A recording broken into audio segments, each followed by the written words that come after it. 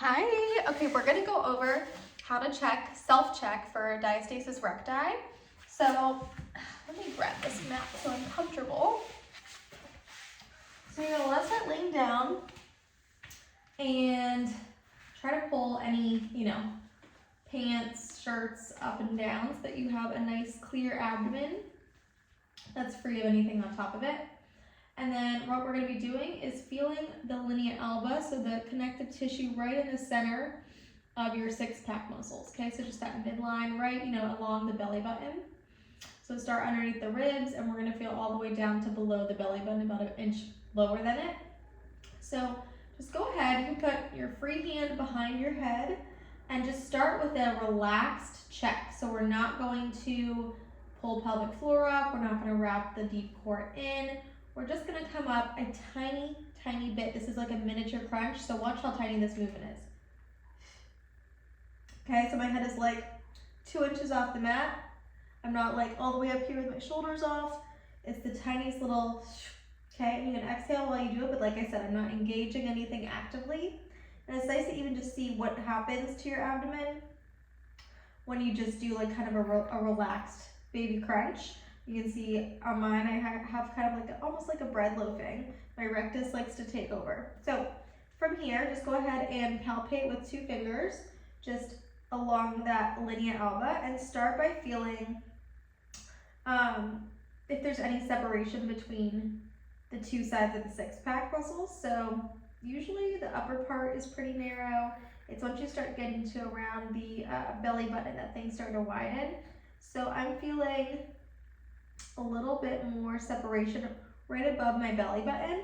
I can still only fit 1 finger, but it used to be 2. And then I'm gonna go below my belly button.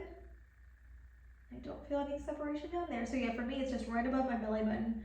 I can fit 1 like full finger in there. So check that out. If you can fit 2 fingers, obviously that's something we need to work on a bit more, or if you fit more than 2 fingers, for sure, that's like a diastasis. So relax for a second. Come back up, same thing, we're not engaging anything. We're just gonna come up like a little, baby crunch. And now feeling with 2 fingers again, but have them in front of one another, you're just kind of feeling how springy that linea alba is. Is it like a trampoline, okay? Or is it really squishy where you could just like sink your fingers down into it? So mine is pretty springy now. But I remember a time, early postpartum especially, when it was not springy and I could just like literally spring, or I could literally sink my fingers into it. So where it's the least springy for me is same spot, right above my belly button. I can kind of sink in a few inches versus I can only sink in like, a centimeter, and it bounces right back. Okay, now part 2 is the exact same thing, but we're gonna engage. So big breath into our rib cage, thinking about breathing 360 degrees. I like to put my hands around my ribs, close my eyes, relax my shoulders, and try to fill my ribs up with air on my inhale, and let the overflow of my breath go into my chest and my belly. Big breath in. Exhale through your mouth.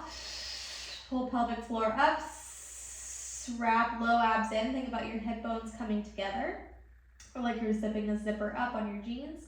And from here, put that hand behind the head and lift up, same thing, just a little baby crunch. And now, do you feel any less separation? Hopefully you feel a little less if you're engaged properly. I still, like I said, I still feel, about a finger gap on my belly button, but that's it. And then feel for springiness. You should definitely feel more springiness when you're engaged. It's just cool to see, like, is it a functional diastasis, meaning the separation can come back together once you're engaged, or not. And mine, I would say once again, like at my belly button, it's about the same, engaged or not, so I need to still keep working on that. But I'm definitely tighter, I'm definitely more springy. I'm not able to sink my fingers in really anywhere. So yeah, that's it. That's how you check for diastasis. Let me know if you have any other questions about it, and I'll see you next time.